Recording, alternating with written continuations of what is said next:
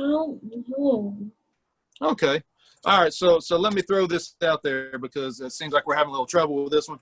So when we're out in the field, this big super high shot, and then it comes down and it hits the ground, it's going to cause a dent in the green. So that's called a ball mark or a pitch mark.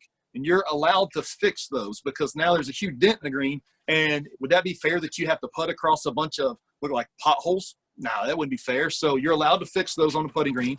Also, they change where the hole is located on a putting green. So one day the pin's over here, and the next time they move it over here. Well, when they move it, they got to fill that hole in. So where they fill that hole in, if the ground's not perfectly smooth, you can fix that area if you have to putt across it.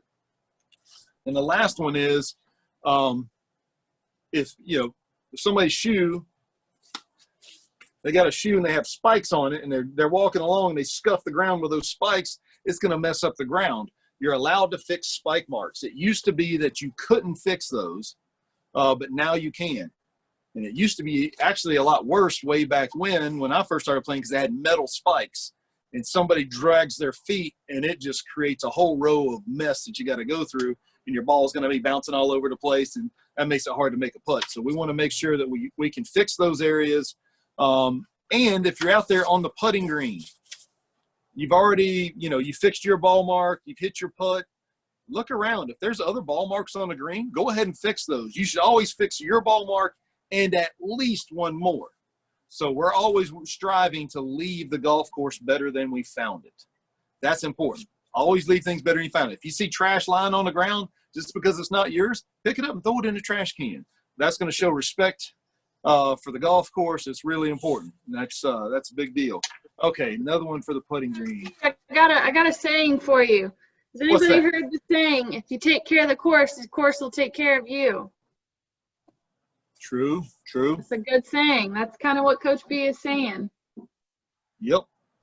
And if other people see you doing that, they're going to go, man, that kid is super awesome, super smart, and they care about the golf course, and they're going to show a lot of respect to you. So that'd be a great thing to do. You have somebody catch you doing the right thing, right?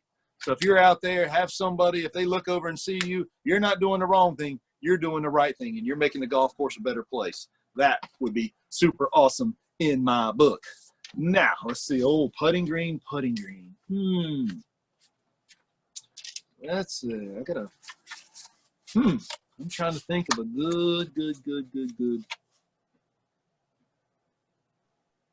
Man, I think I've used up all my questions there. All right. Does anybody have any questions for me about the putting green? 5, 4, 3, 2, 1. Nope, no questions. Okay, good. We're going to talk about our goal ladder this week. So this is the next step in our goal setting, the different types of goals we talked about. Now we're going to create what's called a goal ladder. Everybody here should know what a ladder looks like. If you got to climb up on the roof, you got to climb up a ladder. I've got a big step ladder that crank open when I got to climb up on the roof or fix light bulbs way up in the ceiling. I use that. But our goal ladder is a step-by-step process that we go through to reach our goal. Now, raise your hand or unmute yourself. What step do you think would be the easiest step? Would it be the first step or the last step?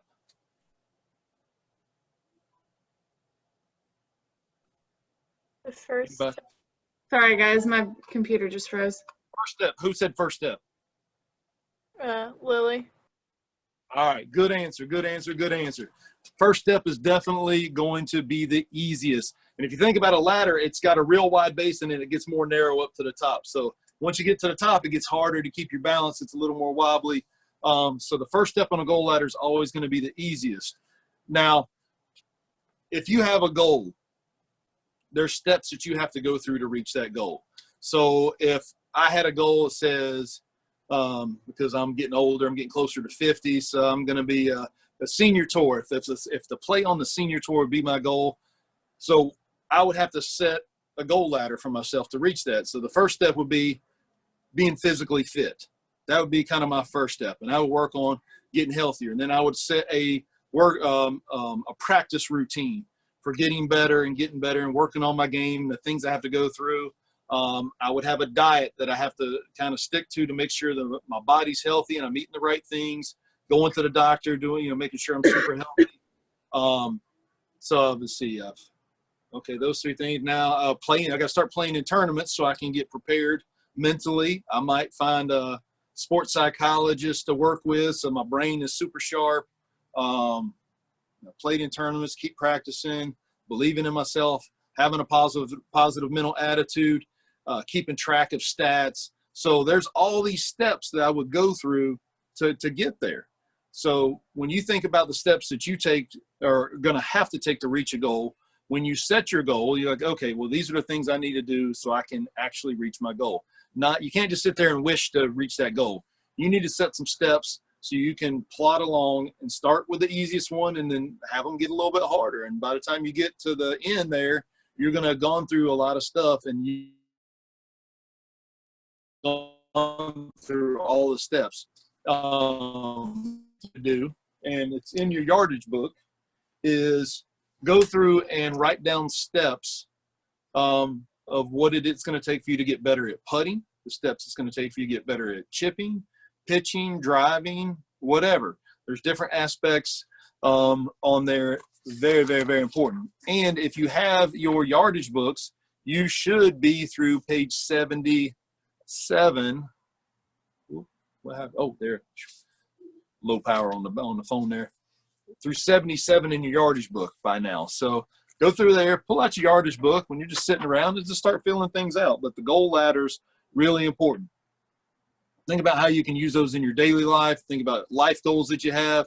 Think about, if you want to go to college, what are the goals you're going to have to set? What are the steps you're going to have to take to get in college? Well, you're going to have to do good in school, right? If you fail all your classes, I don't think colleges are going to let you come in. So make sure that you, first thing you have to do is study. That's going to be important. You got to go to your classes. You've got to talk to your teachers and, maybe there's extra credit you can do, whatever. Right now with school and stuff, everything's online, but talk to your teacher. Ask them extra questions. What else do I need to be doing? Anything that I can do to help me get better grades, whatever it is. But make sure you go through all the steps. You got to apply to college. You got to go to the colleges and maybe tour them and say, hey, this is where I'd like to go to school.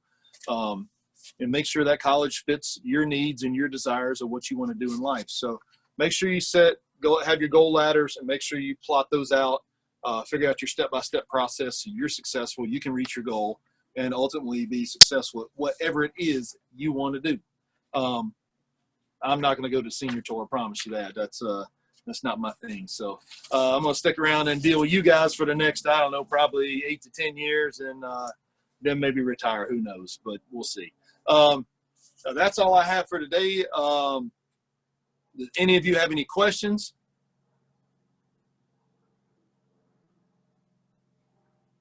So if you can go to the First Tee of Greater Charlotte, you can go to First Tee of Charlotte's YouTube site for any of the previous lessons that we've done. If you've missed something or whatever, you can jump on there, take a look at those. So you make sure you're working through the book.